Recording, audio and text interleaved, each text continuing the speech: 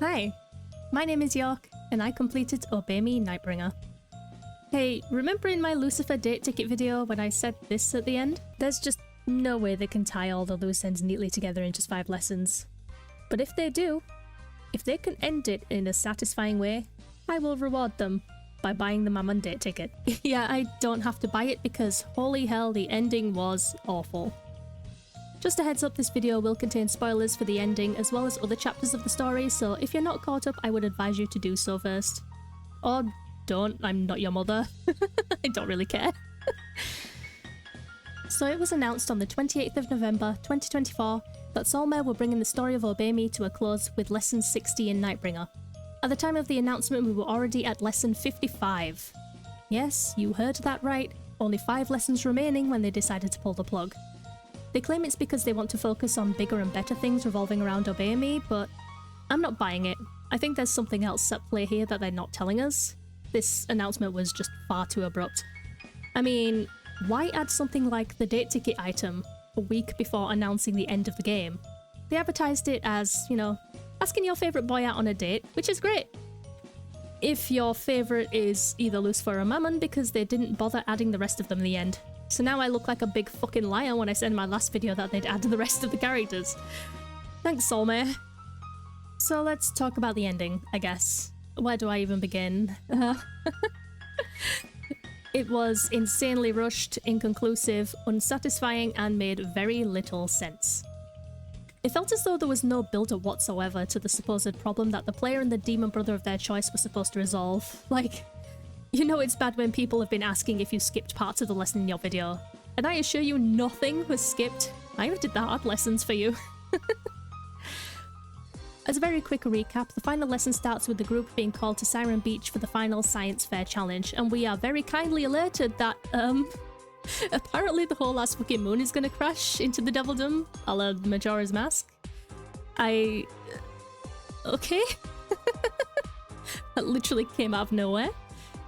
It's determined that the reason the moon has suddenly decided to collide with the Devildom is because it's attracted to MC's strong power, though nobody really knows why MC is so powerful all of a sudden, aside from Solomon, who was there with us when we went back in time and reforged our pacts with all of the brothers, essentially doubling our power. Lord Diavolo claims that while he would love to take care of this himself, he's afraid that he would destroy the moon in its entirety, or it might absorb all of his power, meaning of course, MC needs to be the one to do it. As Solomon explains, the one causing the disruption imbalance is the only one that can offset it. Okay, whatever you say, Solomon, you and your 72 pacts aren't causing problems, but my 7 are. It's decided the best course of action is to use one of the pacts with the Demon Brothers to put up a protective barrier around the entire Devildom. So we do. Here you can choose which of the brothers' power you'd like to harness for the task. Spoiler alert, it doesn't fucking matter who you choose, the outcome is the same except for a couple lines of dialogue. Once the barrier is in place, the demon brother whose powers you sacrifice will go into a coma for a few days, and the Devildom Science Lab will look for a way to wake him up. Not gonna lie, I was kinda hoping someone would die. For critical damage, you know. I'm that kind of person. But Solmare don't like to take risks, so he's just in a coma. In the meantime, the side characters will try to comfort you. Yes, the side characters, not any of the other brothers. Easier for Solmare to not have to come up with 7 alternative scenarios depending on which brother is half dead, and instead have the side characters only vaguely talk about the situation by playing the pronoun game and refusing to name the brother whose power you used. The next few chapters are pretty much just wedged in there. The lab finally comes up with a way to cure your chosen brother of his ailments and wake him up. We do that, he wakes up, you declare your love for each other or whatever. Then Raphael and 13 are like, oh, by the way, our exchange program ends tomorrow. So, as tradition in this godforsaken game, we decide to have a party. At the party, Luke excitedly announces that Simeon has been summoned to the Celestial Realm by Michael to talk about the future, indicating that there's a chance that he might get his wings back. After Solomon claims that he's going to be lonely at Purgatory Hall and asks MC if they want to stay with him, the Demon Brothers, as usual, protest, and Lucifer states that MC is part of the family and essentially claims them with a kiss in front of the whole cast. Now, I had someone in my comment section saying that Lucifer popping up at the end didn't happen for them. My guess is that you need to have a high intimacy with him to trigger this, and I have no idea if it changes depending on which brother you have the highest intimacy with. No matter what options I chose throughout the final lesson, I couldn't change it, so I simply don't know if there are alternatives. Please let me know your experience and we can figure it out together. After the credits, we find ourselves on a train to an unknown destination with a mysterious voice asking us where we want to go and that they can take us to somewhere we will find happiness. No matter where we end up, the Demon Brothers will always be there. And that's the end. The very disappointing conclusion of Obey Me Nightbringer. I have more than a few problems with this. Let's start with the pacing. I know the ending was rushed, but it definitely shows. From spending an eternity in the previous lessons trying to figure out how to stop Simeon from becoming a demon, which, by the way, was a coward move, in my opinion.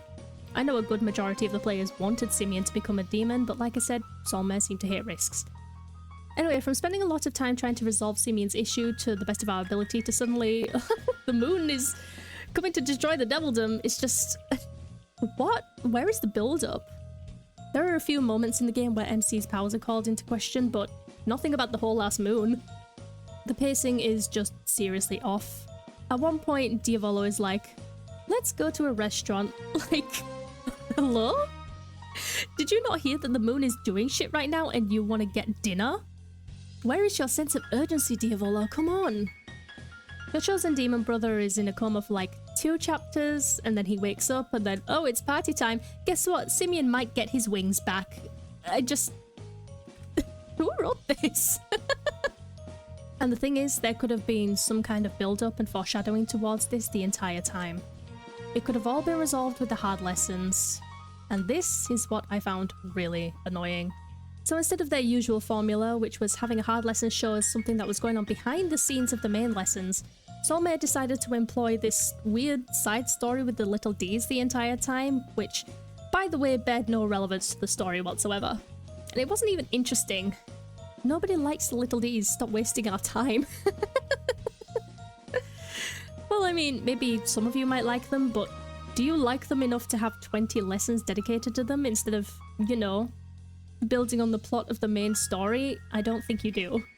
On to my next point, it's inconclusive.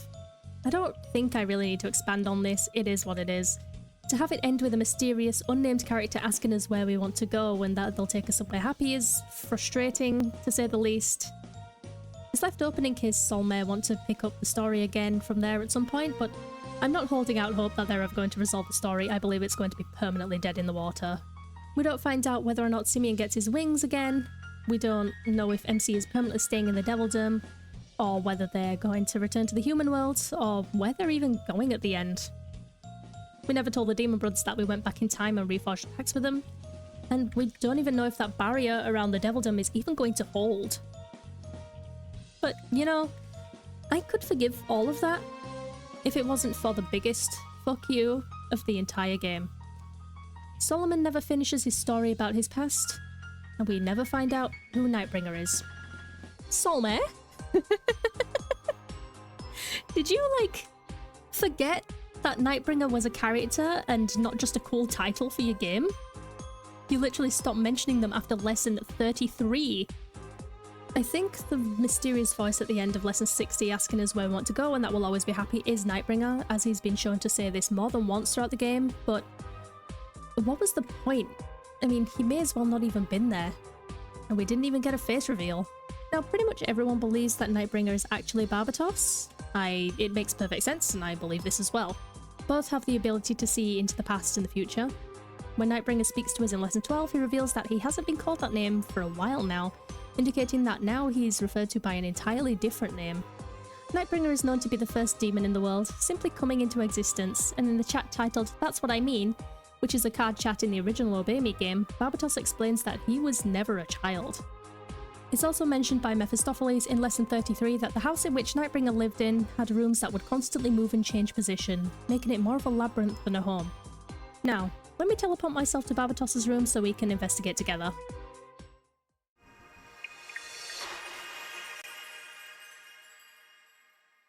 Yep, this looks like a weird labyrinth to me. Even better, it looks like a direct reference to the movie Labyrinth from 1986, which is pretty cool, I'll admit. Barbatos has told us before that he can travel to any timeline he desires through these doors and make it the sole reality. But sir, you can't call this a bedroom. I have so many problems with this room. Where is your bed?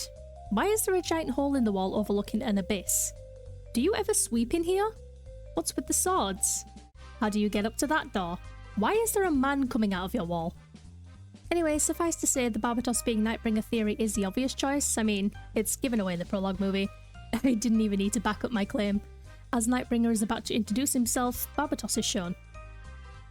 I suppose Nightbringer could just be a demon with the same skill set, but Soulmare are kind of predictable at this point.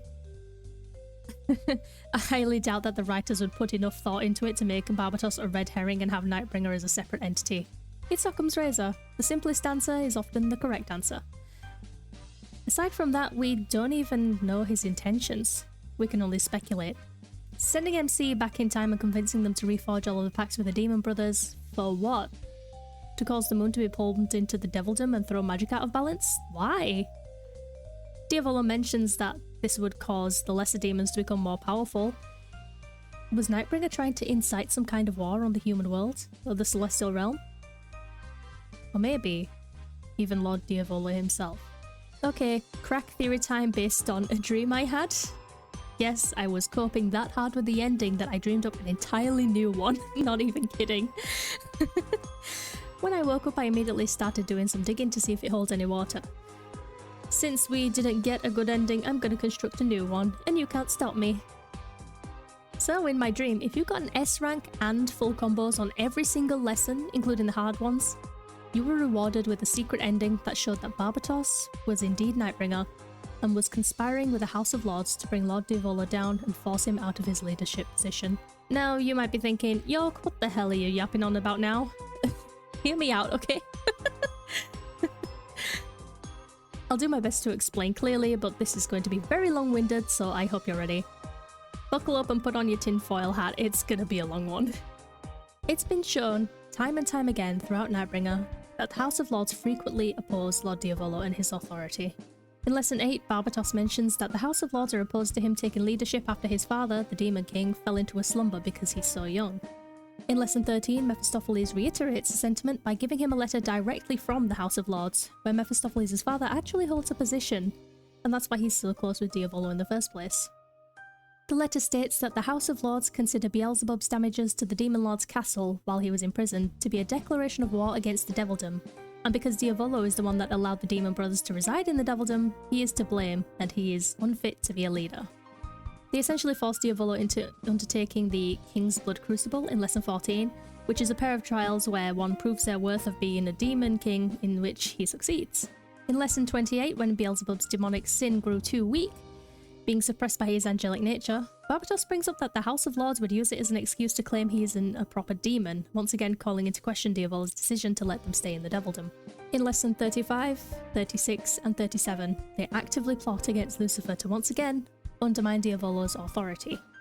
You see, MC wins a travel voucher for 2 to the underworld, a pit made of 9 circles where sinners are imprisoned. Lucifer is the one to travel to the underworld with MC, and they commute there by train. At one point, the train stops and Mephistopheles gets on to meet them, surprisingly sent by Lord Diavolo himself. During the trip, Mephistopheles explains that trains used to be for demon commoners that couldn't fly to allow them to travel easily, but now times have changed and most trains have lounges for the nobles. Don't worry, this is relevant. I'm not just saying random words at this point. We'll get there, don't worry, it'll all fall into place. The train stops unexpectedly and an announcement is made that the train has been hijacked and the doors have been magically sealed.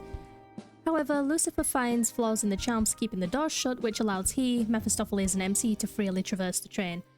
They don't see any hijackers on the way, but Mephistopheles proposes that they could be hidden in the Noble's Lounge, and as a noble himself, he can unlock the door to get them inside once the charm has been removed. The 3 enter, but there's nobody else in there, and before they have a chance to leave, the doors lock behind them, trapping them inside. This time there is no flaw in the charm, leading Lucifer to believe that the flaw was purposely put there to be exploited by him in the first place as a means of luring him into the Noble's Lounge. There's then another announcement that the hijackers are in the Noble's Lounge, and the 3 are promptly arrested. Mephistopheles and MC are excused, but Lucifer is found guilty of treason and imprisoned in the underworld's lowest layer. The House of Lords' involvement is this. They owned the competition that MC had won, and Mephistopheles had brought up to Lord Diavolo that the House of Lords expressed interest in acquiring a railway, This is something that concerned Lord Diavolo, considering that Lucifer and MC are travelling by train, and he already knows their opinion of him and the Demon Brothers by now, so he asked Mephistopheles to accompany them. The whole thing was set up to capture and imprison Lucifer because the extremist wing of the House of Lords do not want to follow Lord Diavolo's decisions. In Lesson 50, the group all travel to Meowcow, a town located in the Devildom filled with all kinds of attractions, but the biggest is gambling and casinos, which is what drew Mammon to choose this destination as his prize for winning his subject of the science fair. Unfortunately, once MC, the Demon Brothers Solomon and the Angels arrive, they're forced into a competition and are gambling for their souls, to which the mascots of Meowcow are constantly cheating in the games to make sure they lose. As this is happening, Diavolo, Barbatos 13 and Mephistopheles are travelling there by train, where none of them are able to contact the others, causing them concern. 13 asks Diavolo what it's like in Meowcow and wonders how Diavolo was able to reserve an entire town, which Diavolo explains that Meowcow is home to demons who oppose the Demon King, and it was hard to negotiate with them, but they ultimately accepted his payment.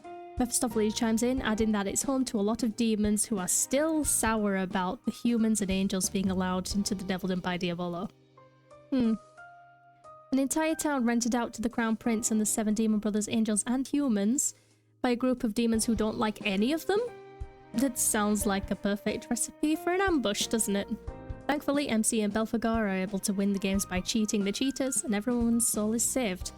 It's revealed once Diavolo arrives on the scene that a group of demons who are against the royal family took control of the competition he had initially set up for everyone as a fun surprise, and used it to try and take down his supporters.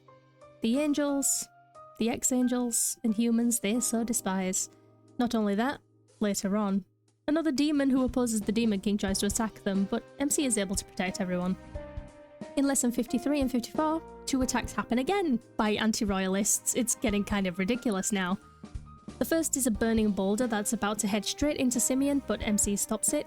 The next is a chimera that seemingly comes out of nowhere and charges at Mephistopheles, but he's able to defend himself and take care of it, demonstrating his power as a noble demon. And finally, in Lesson 60, the issue with the supermoon. Satan asks why Diavolo wasn't alerted about this sooner, to which Astaroth, the student in charge of the final science fair subject, explains that word was sent to the House of Lords but seems to have been stalled there, and that the only reason they know now is because the Research Institute of Devildom Science relayed the news to him, not the House of Lords. They clearly didn't want Diavolo to know about this and stop it from happening sooner. Every single example of the House of Lords opposing Diavolo, challenging him, trying to prove him unworthy of his position. You may be thinking to yourself, yo, shut the hell up and get to the point, what's this got to do with Nightbringer / Barbatos? There's no proof. There is, and I'll show you. And I can do you one even better. Mephistopheles is involved too. Though, whether it's because of his own free will or if he's being puppeted by the House of Lords, I can't say for certain. Just remember, Mephistopheles has direct contact with the House of Lords. It's been proven. His father has a seat there, and in Lesson 13 he brings a letter to Diavolo directly from them. Barbatos has been shown a few times that he knows exactly what the House of Lords thinks of Diavolo, even explaining how they could weaponize certain situations to prove that he's unfit to be a leader. I know. Barbatos is smart, and he's Diavolo's butler. Of course he knows public opinion. Don't you find it odd that in Lesson 35, when Diavolo expresses concern about the safety of Lucifer and MC on the train, Barbatos says that he doesn't think the House of Lords would pull any kind of stunt, especially on a railway that they own? As if he's trying to reassure Diavolo with something that feels logical. They wouldn't do something on their own property because that would incriminate them. They're not that stupid, he implies, as if trying to sow seeds of doubt. But wait, how does he know that they own the railway? Mephistopheles brings it up, not a minute earlier. He mentions specifically that the extremists of the House of Lords have bought it. But why would he bring that up? If he was really involved, surely he wouldn't tell Lord Diavolo about this scheme, right? Well, someone had to be able to let Lucifer and MC into the Nobles' Lounge on the train, didn't they? It was Mephistopheles who suggested the quote-unquote hijackers were hiding in the Nobles' Lounge in the first place. I posit that Mephistopheles purposely told Diavolo about this to cause him worry. He's been friends with Diavolo since childhood, best friends even, until Lucifer showed up. He knows how he behaves, and he knew that Diavolo would ask him to escort Lucifer and MC to ensure their safety. And being sent by Diavolo himself makes him seem innocent, doesn't it? As opposed to randomly inserting himself into the situation, he's just following the Crown Prince's orders. So he wants us to believe. In Lesson 50, who has the power to cause the train that Diavolo is on to stop him from arriving at Miyako too soon while the others are literally fighting for their souls? Mephistopheles. Remember, the House of Lords owns the railway now and Daddy Dearest has a seat there. And who was probably the one to help Diavolo with his negotiations with the demons of Miyako in the first place? Barbatos. He's Diavolo's butler. He's going to be the one to set up negotiations, meetings, events, and other things like that. Now, in Lesson 54, it is actually revealed that Diavolo purposely held the Science Fair finals in an open, isolated area because he figured out the anti-royalists would strike there, and he wanted a way to test MC's powers. But the question is, how did they know that the Science Fair finals were being held there? I'm calling it right now, Mephistopheles. The results of the Science Fair are usually published in the Rad newspaper. The newspaper club is run by Mephistopheles himself. He could have easily written in the article the location of the next finals for any anti-royalists to find. And it's a little odd that Burning Boulder almost hits Simeon, and shortly after that Barbatos also pops up out of nowhere. Granted, he's just trying to tell them lunch is ready, but the timing is a little too coincidental for my liking. It's also a little odd that Mephistopheles had to be around for the Chimera attack too. Finally, the ending of Nightbringer, the supermoon that would cause even lesser demons to become powerful. The supermoon is caused by MC's double pacts with the Demon Brothers. Who was the one that sent them back in time? Nightbringer. Who was the one that told him to make new pacts with the Demon Brothers to be able to get back to the present? Nightbringer. We know that Nightbringer can see both the past and the future. He knew that sending MC back in time to make a second pact with the Demon Brothers would cause the supermoon. He knew the supermoon could potentially throw the magic of the Devildom off balance and drastically increase the power of all the demons in the Devildom. And there has to be a motive behind it. My only theory is that he wants the demons to wage war on Lord Diavolo, the overly ambitious leader who allowed such a powerful human into their territory. The human with the power to pull the moon itself into the Devildom and endanger everyone. A way to frame him as a reckless and irresponsible leader. Strange, isn't it, that news from the House of Lords never reached Diavolo. We know Mephistopheles has direct contact with them. We know that he knows pretty much everything they talk about, so why didn't he inform Lord Diavolo himself? The House of Lords didn't want Diavolo to interfere with Nightbringer's plans. They wanted it to be too late to stop it. And Barbatos wasn't at Siren Beach with the rest of the group when the moon was on its collision course. He's still at the castle as all of this is happening, and he confirms not long after they already know of the situation that news has just reached the castle. A likely story. So, what's the motive? Well, if Barbatos truly is Nightbringer, it must be infuriating to be an ancient demon, to be known as the father of demons, and be under the service of some naive royal brat forbidden from using your own powers freely. He was literally lured to the castle one day with the promise of rare tea by Diavolo and wasn't allowed to leave until he agreed to be his butler. If I was Barbatos, I'd be pissed as hell, and we know Barbatos holds a grudge. He hated Solomon openly for centuries because he wasn't first on Solomon's list of demons that he wanted to make pacts with. That's pretty petty, Barbatos. If he can harbour that amount of open resentment over a list, imagine the lengths he would go to take revenge on the royal family. In the Devilgram, Tea Time With You, Barbatos explains to MC that he serves Diavolo for selfish reasons. It's a form of atonement after he spent his life travelling through time and space however he wished, and made a terrible mistake which affected both Diavolo and Solomon. Diavolo has no idea that Barbatos is serving him to atone for the mistake he made, and he thinks he's there of his own free will because he wants to. But Barbatos must feel bound to Diavolo and is serving him until he feels like his mistake has been paid back in full. But York, Barbatos is so loyal, he would never go against Diavolo, he clearly cares about him. Well, you're right, actually. Barbatos knows Diavolo like the back of his hand. Even down to the subtle gestures he makes to show what kind of tea he's in the mood for, as shown in the audio drama Barbatos' Unexpected Replacement, where he has an entire stack of notes the size of a pillar on everything about Diavolo. But is this a show of loyalty? Or is he keeping his enemy close? Better the devil you know, after all. But you know, I don't think he hates Diavolo. Far from it, actually. Maybe at first he harboured some kind of resentment towards him, but I think over time he really grew to care about his young lord. So wait, did I just bust my whole theory in 3 sentences? Well no, actually. 2 things could be true at once. Barbatos can care for Diavolo and want to take him down. Barbatos is multifaceted, nuanced. This isn't as straightforward as it seems. This isn't about revenge. I think he cares for him a great deal. So then, why would he do all of this to throw Diavolo out of his leadership role? To save him. Diavolo is still a young demon, expressed both by Barbatos and the House of Lords. He is a young demon whose mother died after giving birth to him, and grew up with a strict father. He didn't get to have a childhood, which is why he acts so whimsical at times as an adult. To go from never being allowed to associate with anyone outside of the castle growing up, to suddenly being in charge of an entire realm must be incredibly stressful. We know that Diavolo hates the mountains of paperwork he has to sift through daily and often tries to find excuses not to do it and go out and enjoy himself instead. And he has been shown more than once to get stressed about his newfound leadership role. But Diavolo, above all else, has a strong sense of duty to his people and his father, and Barbatos knows this. He has to watch his young lord, who he cares so deeply about, in this position that under the surface he doesn't enjoy, and the way it takes a toll on him.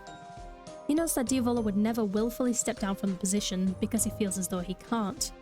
He even went through the King's Blood Crucible without being able to have any guidance from his father because he knew he had to prove himself, even though he was admittedly scared. I can definitely see Barbatos as someone who believes that the ends justify the means, meaning that it doesn't matter how you do something as long as it yields the results you want.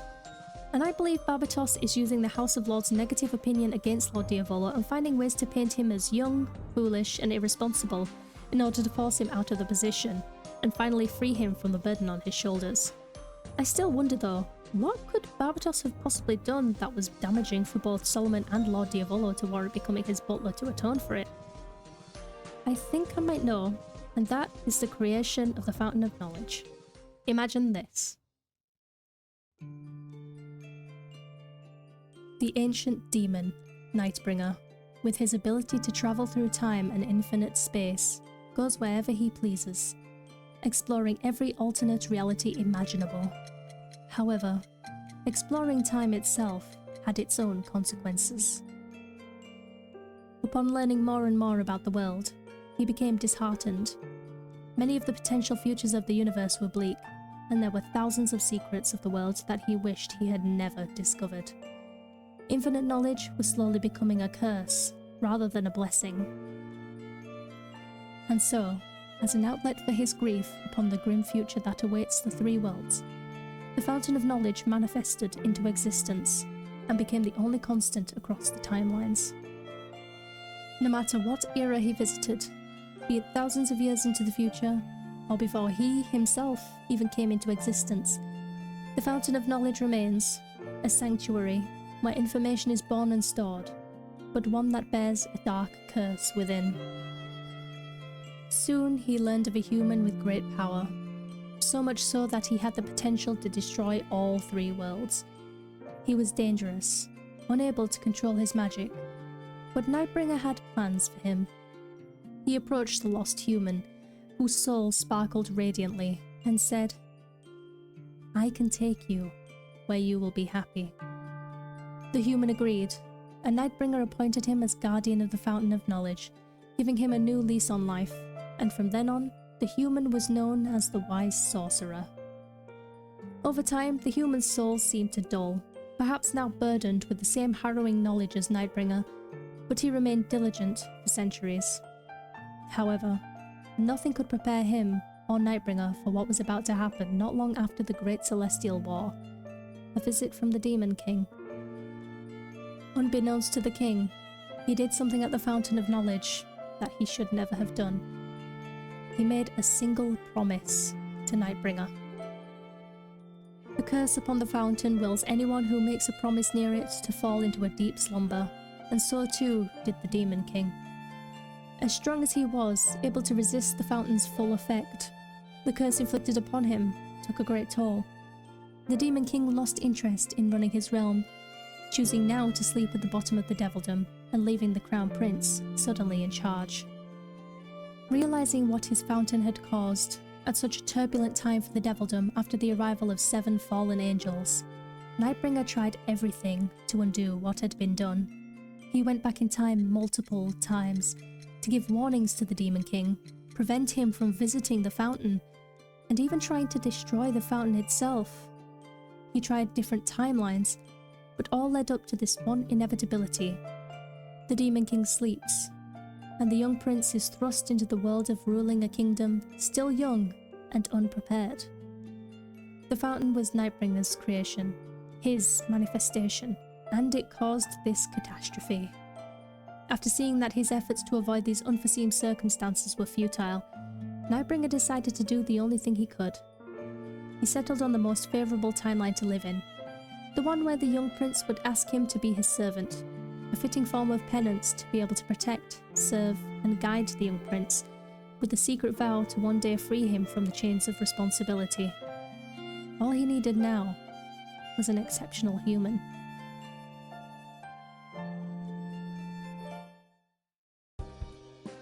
The reason I put forward this entire theory is this. I think this is the possible direction the game could have gone had it run for another 20 lessons, and not wasted valuable time on the little Ds. To uncover Nightbringer's true identity as Barbatos, challenge him directly and end his scheme of overthrowing Diavolo, even if it is for Diavolo's own well-being, and ending with attaining that coveted pact with Diavolo, and maybe even Barbatos as well. That would have been a much better ending than the one we got. The lackluster, unsatisfying end that was completely rushed and lacked care. I think that Solmay had something like this in mind when first creating Nightbringer, but for reasons unknown had to stop working on the game far earlier than anticipated. Maybe I'm giving them far too much credit and I'm grasping at straws. I mean, I can be pretty imaginative. But it seems like the plot points and the foreshadowing are there, it just never came to fruition in the end. The state of Otome is currently up in the air. We don't know if Solmay plan on making another game to continue the story, but for now it seems like they're only focusing on merchandise and events. I don't think a single person enjoyed the ending, I know I certainly didn't. We can only hope that whatever they do will give the fans the closure they deserve after following the story for 5 years. Hey, if you made it this far into my video, thank you so much for watching. A lot of time and effort went into this video and it took me a long while to do, so I'm really thankful that you took the time to watch the whole thing. I'm sure there are lots of holes in my dumb theory, but you know, it's still more entertaining than the one we got, right? Now that Otome is over for now, let me know what other dating sims or visual novels you would like me to play with or without gameplay commentary. I'm perfectly happy to do both. A word of warning. When I do games with commentary, you're going to hear the worst voice acting you've ever heard in your life. I'll also be posting more videos surrounding Otome in the future, as well as delving into other games and subjects surrounding Otome games like I did today. And hey, I actually have like 9 Otome OCs that have very extensive lore if you want me to yap about those too. I would love to talk about them sometime if anyone is interested. If not, I understand, that's not everyone's cup of tea. With all that being said, I hope you enjoyed this video. Thank you for watching, and I'll see you in whatever I make next.